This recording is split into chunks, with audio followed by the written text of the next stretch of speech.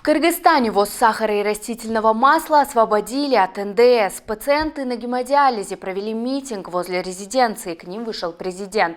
Пограничники Таджикистана избили кыргызского военнослужащего. Все подробности в блоге «Кстати» прямо сейчас. Решением Кабинета министров установлена нулевая налоговая ставка на добавленную стоимость на импорт ряда товаров. Об этом стало известно на заседании Кабмина. Решение касается сахара, песка и рафинированного растительного масла. Льгота будет действовать с 1 апреля по 31 декабря 2022 года. Даже не знаю, что сказать. Всего на заседании Кабмина рассмотрено 14 вопросов, в том числе утвержден порядок выполнения налоговой задолженности и методика определения налогового обязательства на основе косвенных методов. При этом ряд проектов нормативных правовых актов был отправлен на доработку. Председатель Кабинета раскритиковал подготовку госорганами проектов нормативных правовых актов. Он отметил, что все проекты должны проходить тщательную правовую и экономическую экспертизы. Впрочем, ничего нового. Недопустимо вносить не до конца проработанные сырые проекты решений. Каждый член Кабинета министров несет ответственность за внесенный проект. Не забывайте об этом. Проект решения должен быть подкреплен детальными и выверенными расчетами, особенно если это касается строительства образовательных учреждений, заключил Акылбек Джапаров.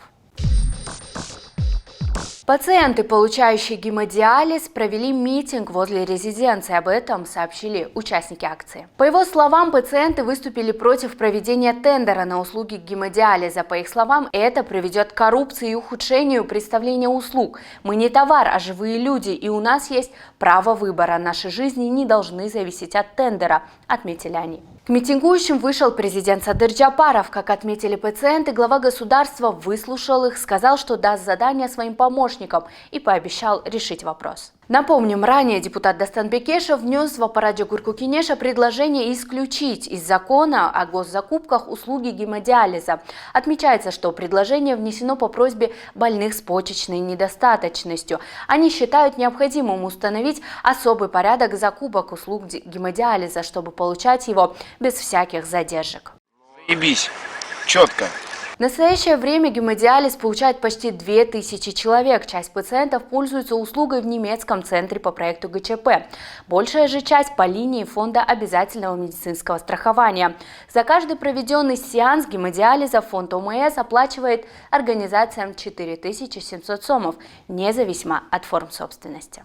Всего в республике 35 организаций здравоохранения, 3 в государственных организациях Иссык-Кульской, Нарынской, Таласских областях и 32 в частных диагностических центрах оказывают программу бюджетный гемодиализ больным с хронической почечной недостаточностью 5-й стадии.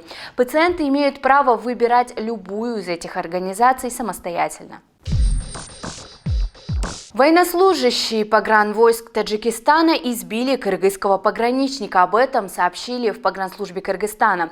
Уточняется, что ЧП произошло 19 марта в местности Саада Лейлекского района. Военнослужащий Лейлекского погранотряда обнаружил неизвестную автомашину возле линии границы.